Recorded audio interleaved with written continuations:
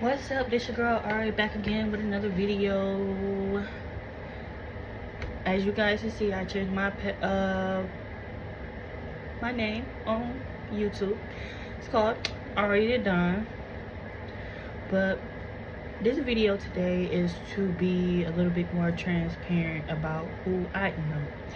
Who I am as a person, as a mother, as a student, as an all-around person. Well, my name is Ariana Robinson, and I was born in Detroit, Michigan, October the 12th, 1992. Official Libra gang. From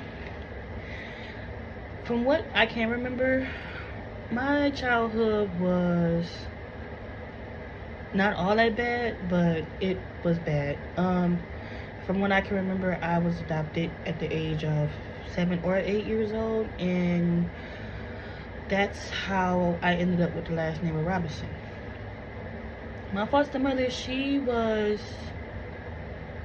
very strict on me and my sister, and when I was younger, I really didn't understand why she was so strict on us, but I am eternally grateful for how she raised us, because of the simple fact that without those cores and values, then I would not be the person that I am today. Growing up being a foster child is not really, it's very hard. I've always, growing up, I remember always having that inkling of, where's my family? Why don't they care about me? Why did they do this? Whatever, right? So I remember growing up, I was good 15 years old, 16 years old, and I remember running away. I just felt like, with my foster mother being so strict on me and my sister, I felt really bad about it. I really did. I left because I felt like that's not how you're supposed to be treated as a person, as a kid, whatever, because her punishments were kind of harsh. Were kind of strict, and it was something that I knew I had to get away from. But disclaimer, when I did run away, I ended up leaving my sister behind, and I felt eternally, I felt messed up and wrong about it. But when I was that young, I really wasn't thinking about it. I just felt like I had to get away. I felt like I needed to get away to see if other people would care about me.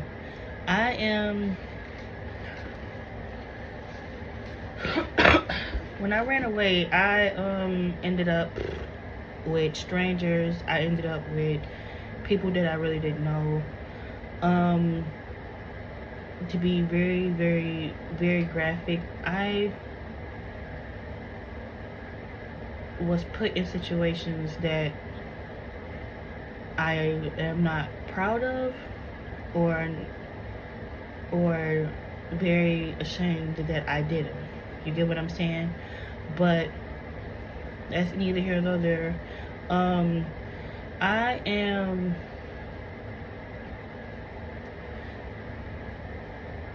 still growing as a person, no matter which day.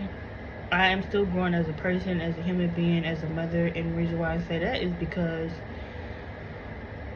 growing up the way that I did, I constantly deal with depression. I was diagnosed with chronic depression when I was a good 16 and a half, 17 years old, and I used to take medicine for it. But growing up, it was something that I felt like medicine used to just mask it for so long until I got used to it, you know. My high school, growing up in Detroit, you kind of knew somebody. You was either someone you went to school with, one of your cousins, someone you went to elementary school with. So you kind of, Detroit is very small, so you're gonna run into somebody that you know. I went to Denby High School, 9th and 10th grade year, and when I tell you Denby was lit, Denby was lit. I remember a lot of times running through the hallways, just running with my friends, running from security, just doing a bunch of dumb stuff that I had no business doing as a kid, just running, right? So, yeah, if you ever went to Denby, then you know. I remember once I got put into the system, I was technically a ward of the state. A ward of the state means that the state is your legal guardian. And when I got put in the system, when I got put in the system, I was in a shelter. I was in a shelter called Davenport, but they still took me to school. They still allowed me to be pretty much a teenager, but when you live in that type of shelter, you kind of just you can't have access to the internet. You could do whatever you want, but you just can't have access to the internet. But I remember once I got put into a group home called New Directions at the time. New Directions was on East Grand Boulevard. East Grand Boulevard, and I think Mount Elliott, if I'm not mistaken. Living in a group home where the boys live downstairs and the girls live upstairs, it was kind of like tricky, right? Because I remember living with 6 to 9 to 12 girls. It's not for the weak. I'm gonna just tell you that now. It is not for the weak at all.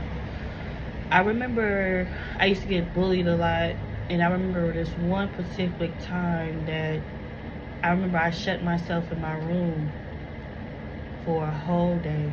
I didn't come out, I didn't eat, I just slept in my room all day. Nothing. And I believe during that time, that's when I finally knew that something was wrong, but I really couldn't pinpoint it at the time.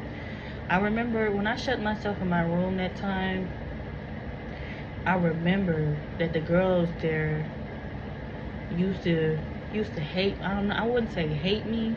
They used to dislike me so much because I had like a whole bunch of shoes. When I say a whole bunch of shoes, it was Nikes, Jordans, all of this, all of that my mom used to buy me, right?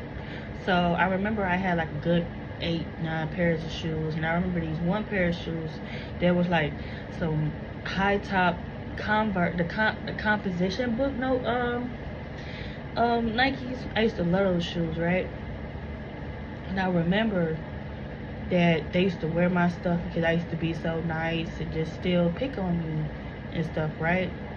But this specific time, I remember that one of the people that was over us in the girls' home used to talk to us and tell us like it's not good to pick on people, it's not good to, do that, right? I know this video is kind of all over the place, but I am giving y'all a transparent all about me video. I am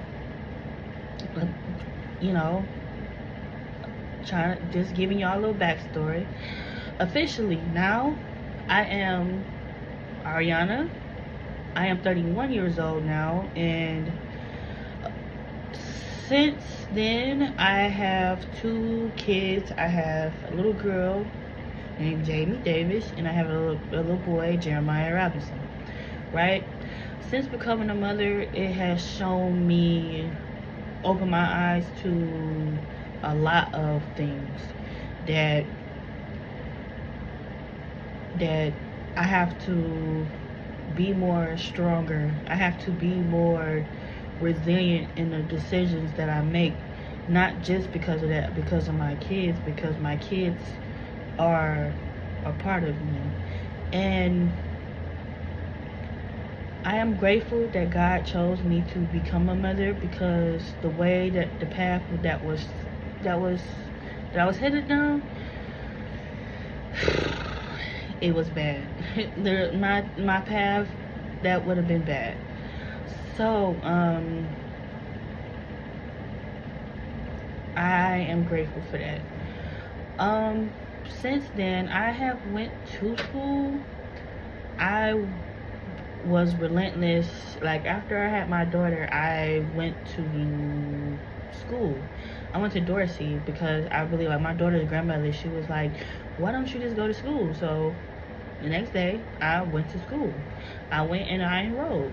During that time, I didn't have a car, so I was relentlessly on the bus time and time again, right?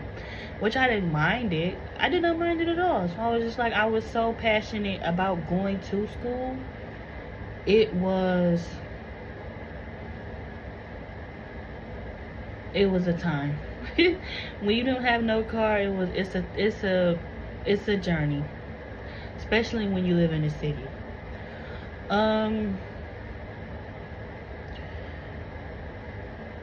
I remember I stayed in nursing school for like a year, but I was like a month away from graduating, and I just was going through so much baby daddy problems, trouble, and my car broke down, and I just said fuck it.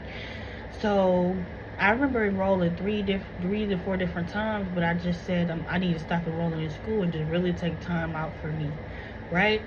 So I ended up going to another school, Epcot, and I actually finished the whole program, which I am extremely grateful for, because I'm telling you, if you go to school to pursue nursing, medical assistance, whatever you choose to be, you know those study hours are crucial.